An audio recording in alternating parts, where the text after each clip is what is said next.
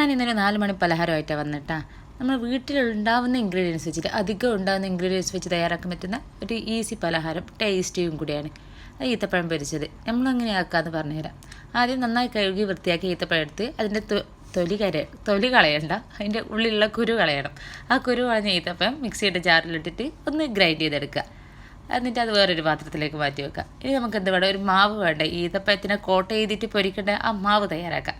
അതിനാവശ്യത്തിന് പഞ്ചസാരയും ഉപ്പും പിന്നെ തേങ്ങ ചിരവിയത്, നമ്മൾ തേങ്ങ ചിരവിയത് ചേർക്കും. കുറച്ച് 2 ടേബിൾ സ്പൂൺ അങ്ങനെയല്ലോ. പിന്നെ കുറച്ച് മഞ്ഞൾപ്പൊടി, ഒരു പിഞ്ച് അങ്ങനെ ഇട്ടിട്ട് നമുക്കതിലേക്ക് കുറച്ച് വെള്ളം കൂടി ഒഴിച്ചിട്ട് മാവ് എന്ന് പറയുന്നത് മൈദയും കൂടി ആഡ് ചെയ്യണം.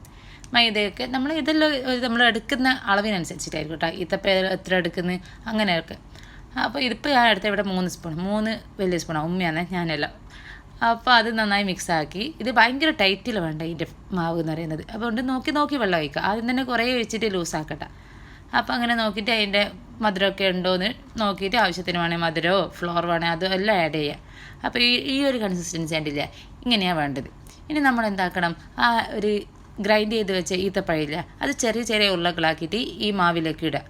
വലിയ ഉരുള വേണമെങ്കിൽ വലിയ ഉരുള ഇടാം. നമ്മളിപ്പോൾ ചെറിയ ഈത്തപ്പഴം പൊരിച്ച വീട്ടിലാക്കുമ്പോൾ നമ്മൾ ഉണ്ടാക്കൽ. അപ്പോൾ അങ്ങനെ ഇതിട്ടിട്ട് ഇതിനെ കോട്ട് ചെയ്തിട്ട് നമ്മൾ പൊരിച്ചെടുക്കുക ചെയ്യുക.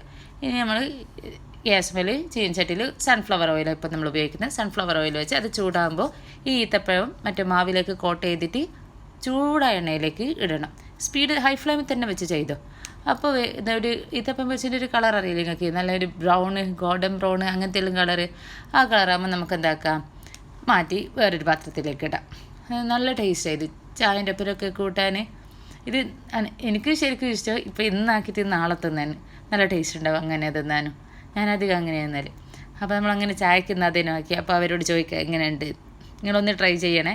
ട്രൈ ചെയ്തിട്ട് അഭിപ്രായം പറയാം. സബ്സ്ക്രൈബ് ചെയ്യണം എന്ന് കാണുന്നവർ.